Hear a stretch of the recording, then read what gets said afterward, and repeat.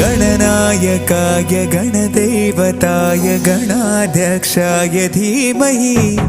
गुणशरीराय गुणमण्डिताय गुणेशानाय धीमहि गुणातीताय गुणाधीशाय गुणप्रविष्टाय धीमहि एकदन्ताय वक्रतुण्डाय गौरीतनयाय धीमहि